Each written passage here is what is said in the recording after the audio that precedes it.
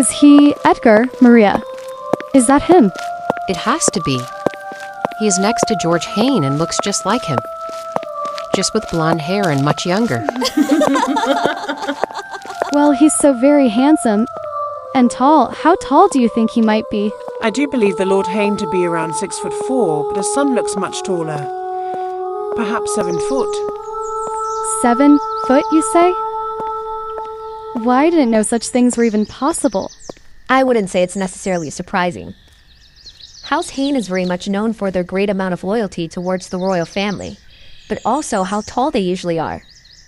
I heard George Hayne's mother was around 6'2". That's quite tall for a woman. Well, Judith is really lucky then.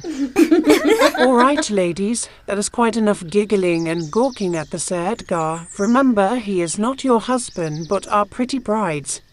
Let us go prepare her. She must look her best. Who's the man with the red hair, Father? That is Lord Julian Mark Edgar, Earl of Snowstone and the father of your future wife. You will speak with him. Impress him. Get him to like you. And if I can't, then can we put to rest this entire idea of yours? Edgar, you will like the girl. I ask you to trust me on this. And no, we are going through with this because I say so. And because if it wasn't for me, you wouldn't even have the opportunity at being at the king's court. You will impress him. I will make sure of that.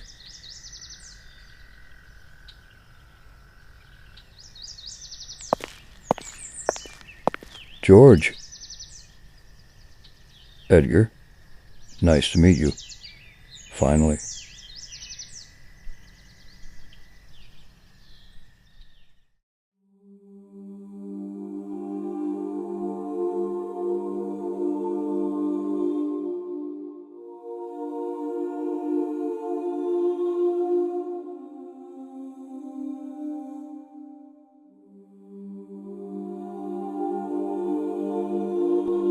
You should go home to your husband. What for?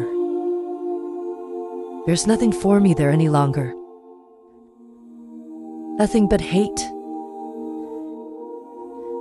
and resentment. And what of your children? You have not seen them in 2 months. It is time you have returned. No, you don't understand, Holy Father. I can never return. They cannot see me this way. Not in my condition, they will not understand. But they'll understand once they're older. Right now, I cannot be with them. No matter how much it pains me, I can't.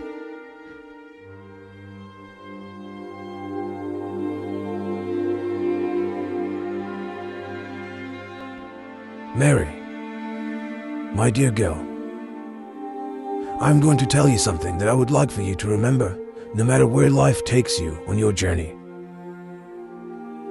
You are strong. You are so strong.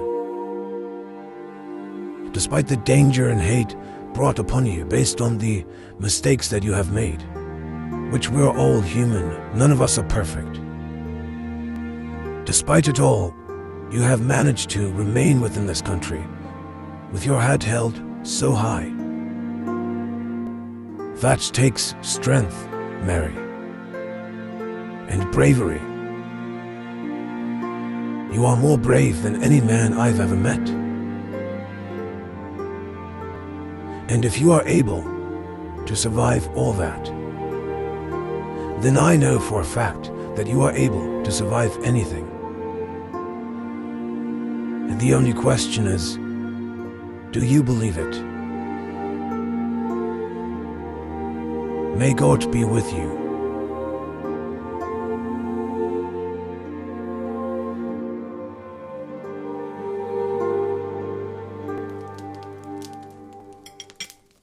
Wow, you look very happy this morning.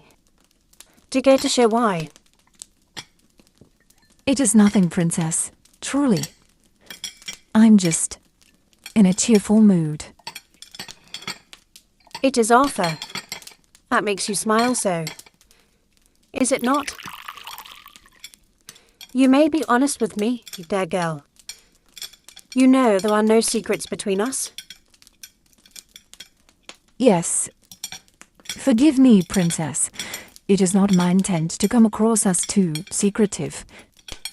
But I just don't think that you need to know about every fine detail about the natural things that happen between a man and a woman that grow to like each other a lot. In addition, Arthur is your son. I'm sure you don't need to hear about certain things. No, Susanna. I don't need to know about every little detail about what happens between you and my son, but what I do need to know at all times is how the two of you are getting along. Because as I've said before, it is my sworn mission to make you the next Queen of Brooke, and the only way that that is possible is if somehow Arthur can fall in love with you. Because when my son falls in love, he will do anything for that person. But all of that is easier said than done. Because the idiot still can't get over the northern bitch who has destroyed our family name and has made a mockery of us. Despite all of the great pain her treachery has brought upon him, he still cannot find it in his heart to be a man and give her what she deserves. Forgive my vulgar language, Susanna. But that girl ruffles my feathers like no other. You would never hurt Arthur in any way, would you?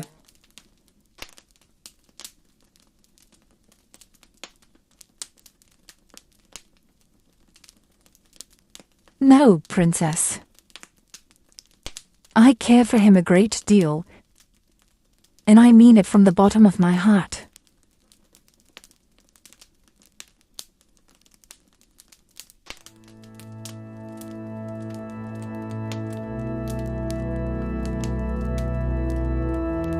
Good. Because now that I'm here, I shall not allow Mary to get away with what she has done. Arthur, my dear boy, he has the soft and gentle heart of his father. But I am nothing like the men in my family, Susanna. I show no mercy where mercy should not be shown. I would hate for you to have to suffer the same fate as that foolish girl, should you make the same idiotic decisions. Because I like you.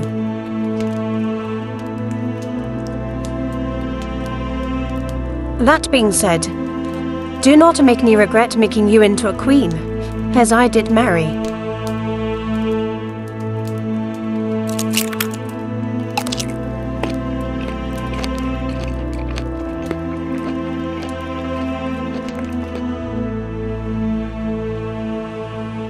You will have to sail your ships west, my lord, through Landover, Rhine, Springfield, and then you will make it to Clover, where King Arthur's court, Golden Crow, will be located.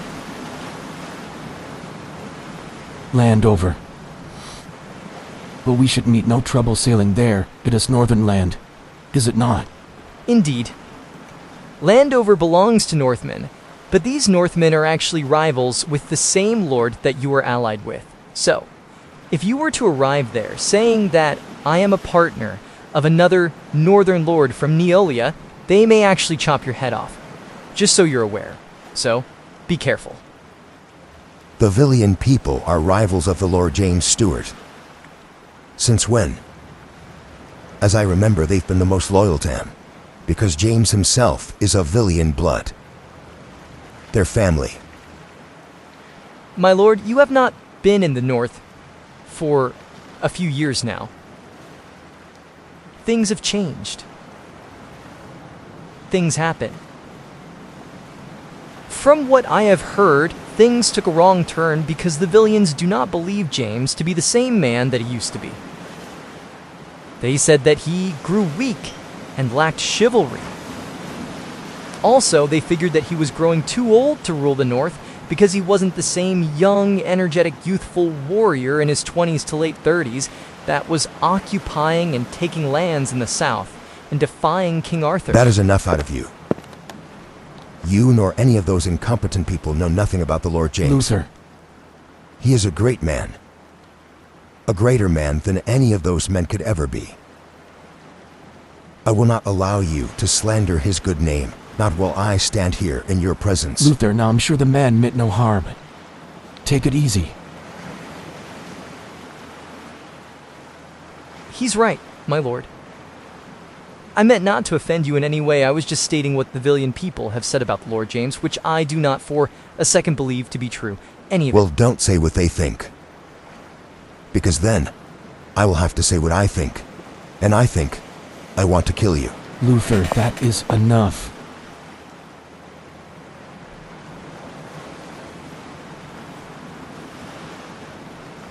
We've arrived at Sakar, my lords.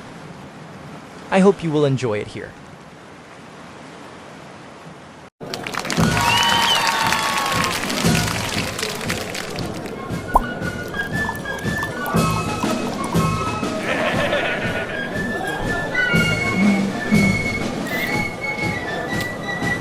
What's the matter, little brother?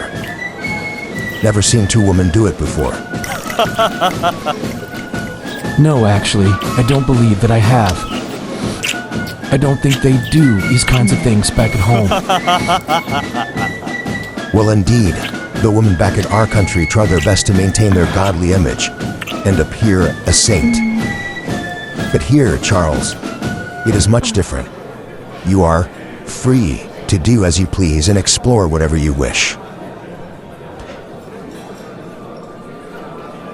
You always seem to know so much about the world outside of the South, Luther. Is this truly what you were doing all of those times you were absent from home? And you were just a teenaged boy, and I just a kid at the time. And father and mother would get so upset with you because of how much you were absent. Were you just exploring the world?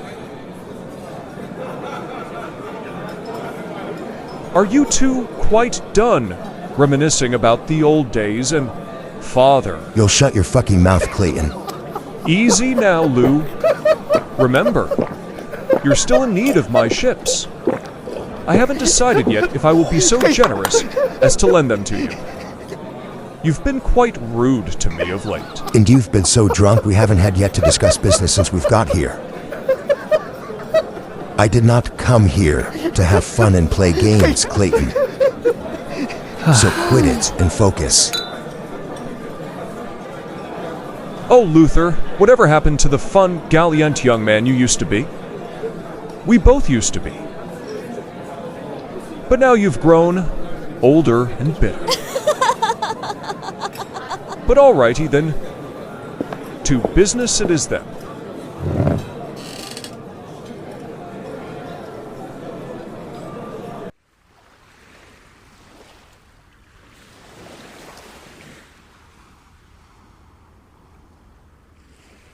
Tell me again of your reasoning for why it is your wish to come with me, Miss Surly. Your Majesty, as it is well known, my father, Lord Gerard Surrey, was executed months ago on the King's command, due to him being allied with the traitor, Charles Bailey, and his brother. Because of such, it is not safe for me here. My father's last wish was that I protect myself and go someplace safe. Yet you are still here. It doesn't appear to me that you followed your father's orders.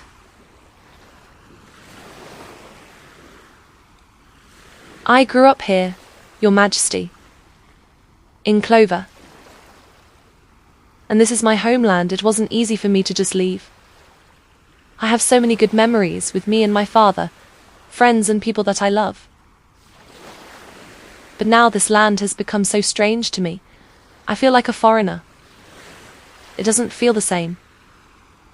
And our king is not the same man that he used to be. He is so violent. He has killed even innocents now. The falsely accused, one of my friends being one of them. I cannot stay.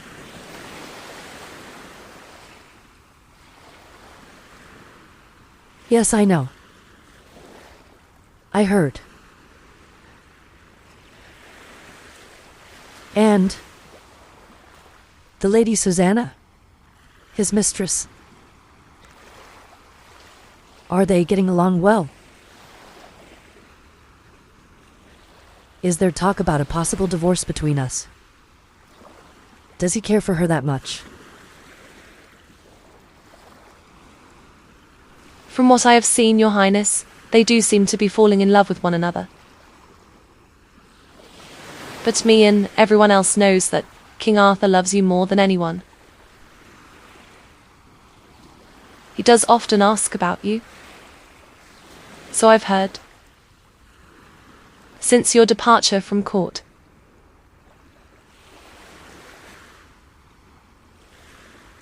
I hear his mother, the Princess Philomena, wishes to replace you with Susanna as the next Queen of Brooke.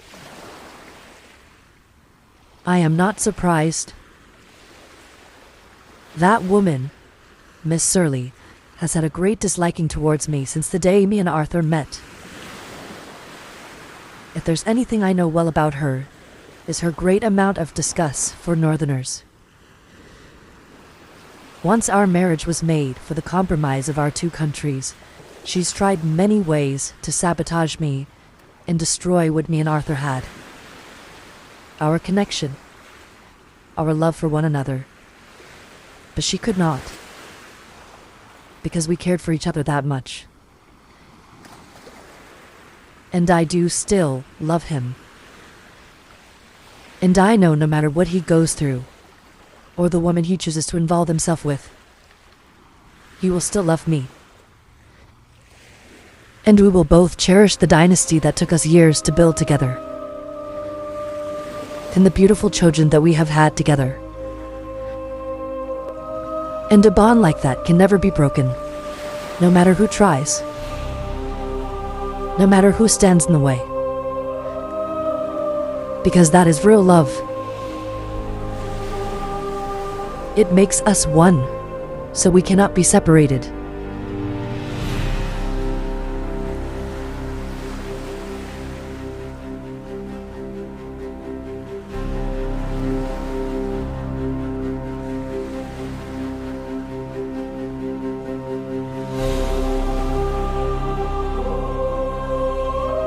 Your Highness, I will need to know where we are going from here. I hear my father, Lord James, is not getting any better, and that he may die. There is no doubt that the Northern Lords will try to kill each other for the control over Neolia. Given that I am the only living heir of James, we shall ride north, and I shall claim what rightfully belongs to me. As you wish.